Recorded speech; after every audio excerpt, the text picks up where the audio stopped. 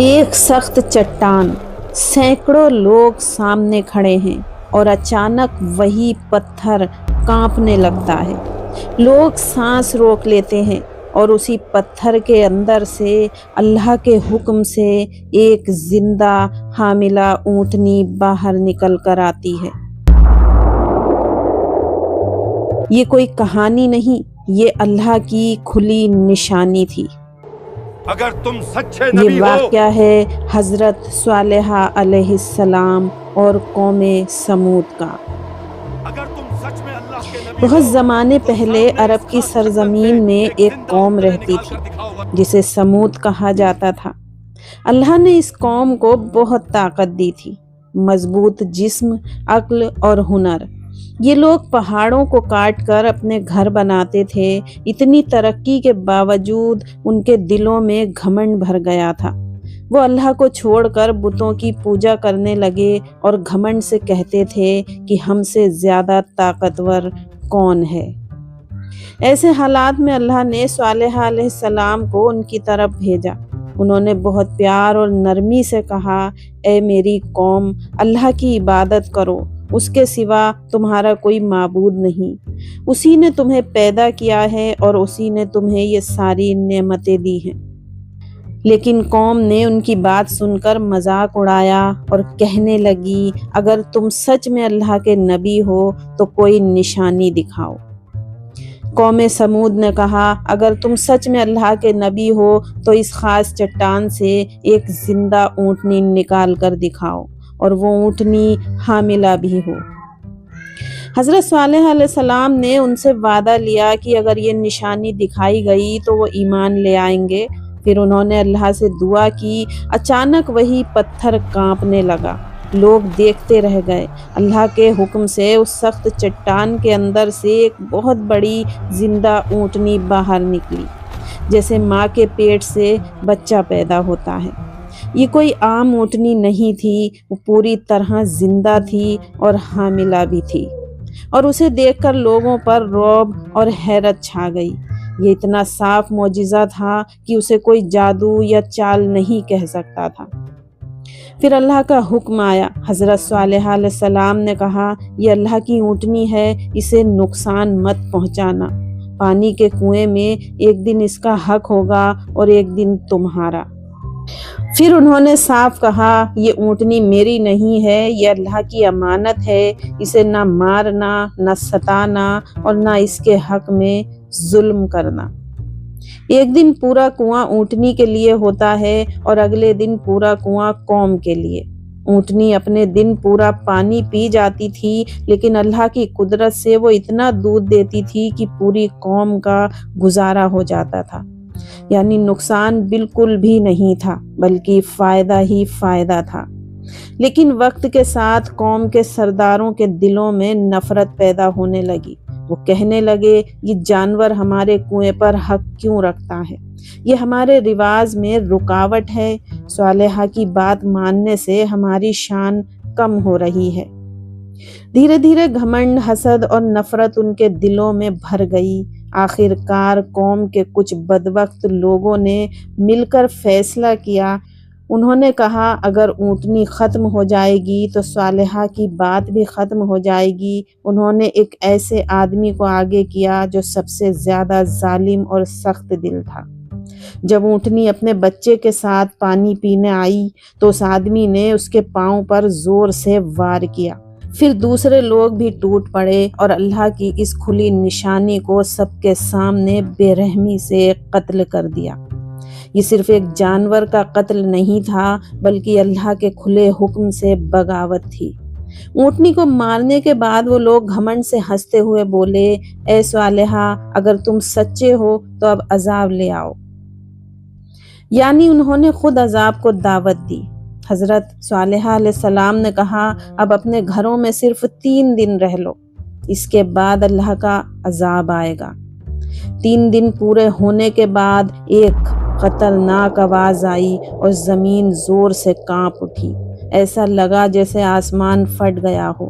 کانوں کے اندر دھماکہ ہو گیا اور دل سینے میں کانپ اٹھا ہو۔ یہ آواز اتنی زوردار تھی کہ جس نے سنی اسی وقت گر پڑا۔ زمین ہلنے لگی، گھر کانپ گئے، پہاڑ تھر تھرا اٹھے اور لوگ کھڑے کھڑے گر پڑے۔ آواز اور زلزلے نے مل کر پوری تباہی مچا دی۔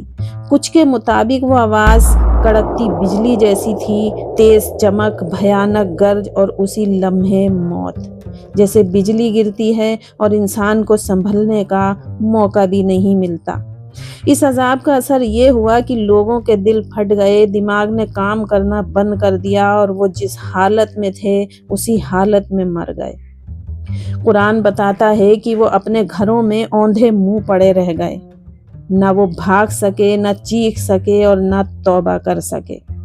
یہ عذاب انہی لوگوں پر آیا جنہوں نے اونٹنی کو مارا تھا اور خوشیاں منائی تھی۔ جو لوگ ایمان لے آئے تھے وہ حضرت صالح علیہ السلام کے ساتھ پہلے ہی اس بستی سے نکل چکے تھے۔ ان پر نہ آواز کا اثر ہوا اور نہ ہی زلزلے کا۔ عذاب کے بعد پوری بستی سناٹے میں بدل گئی۔ جہاں کل تک آوازیں تھیں، ہنسی مذاق تھا اور طاقت کے دعوے تھے، وہاں اب صرف خاموشی، مردہ جسم اور اجڑے ہوئے گھر تھے۔ پوری قوم جڑ سے مٹا دی گئی۔ جب سب کچھ ختم ہو گیا تو حضرت صالح علیہ السلام نے اجڑی ہوئی بستی کی طرف دیکھ کر کہا، اے میری قوم، میں نے تمہیں اللہ کا پیغام پہنچا دیا تھا اور تمہاری بھلائی ہی چاہی تھی، لیکن تم نصیحت پسند نہیں کرتے تھے۔ یہ الفاظ درد، افسوس اور سچائی سے بھرے ہوئے تھے۔ اللہ نے اس علاقے کو قیامت تک کے لیے عبرت کی نشانی بنا دیا۔ آج بھی جب لوگ وہاں سے گزرتے ہیں تو ان کے دل کانپ اٹھتے ہیں اور وہ کہتے ہیں یہ وہی قوم ہے جس نے اللہ کی نشانی کو جھٹلایا تھا۔ یہ واقعہ ہمیں سکھاتا ہے کہ اللہ جب کسی انسان یا قوم کو سمجھاتا ہے تو وہ اچانک سزا نہیں دیتا بلکہ بار بار موقع دیتا ہے، لیکن جب انسان نعمت پا کر جھکنے کے بجائے اکڑنے لگے، جب سمجھانے والا آئے اور ہم ہنس دیں، جب غلطی سامنے ہو اور ہم ضد کریں، تو انجام وہی ہوتا ہے جو قوم سمود کا ہوا تھا۔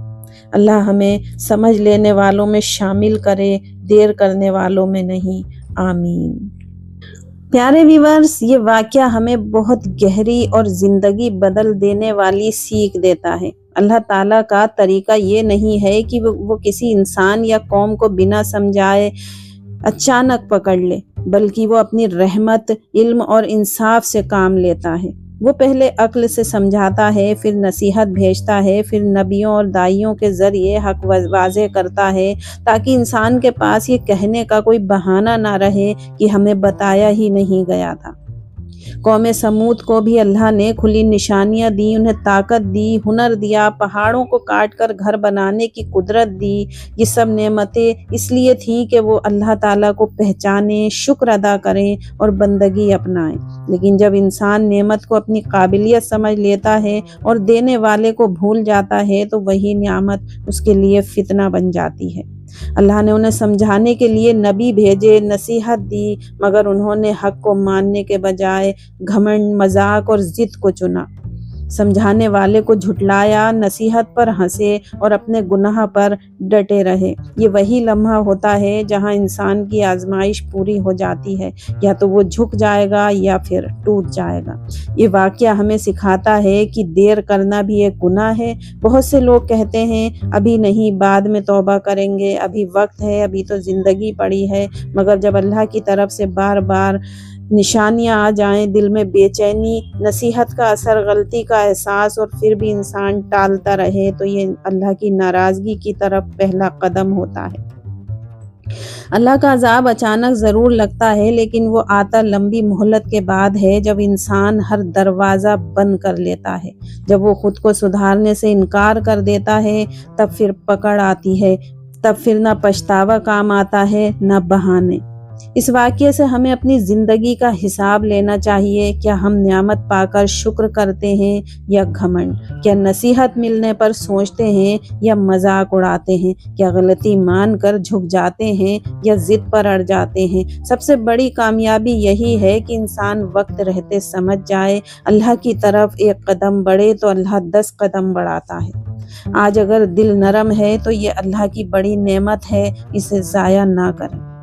اور دعا ہے کہ یا اللہ ہمیں عبرت حاصل کرنے والوں میں شامل فرما، دلوں کی سختی سے بچا، نعمت پر شکر اور غلطی پر توبہ کی توفیق عطا فرما، ہمیں دیر کرنے والوں میں نہیں بلکہ فوراً لوٹ کر آنے والوں میں شامل عطا فرما، آمین یا رب العالمین۔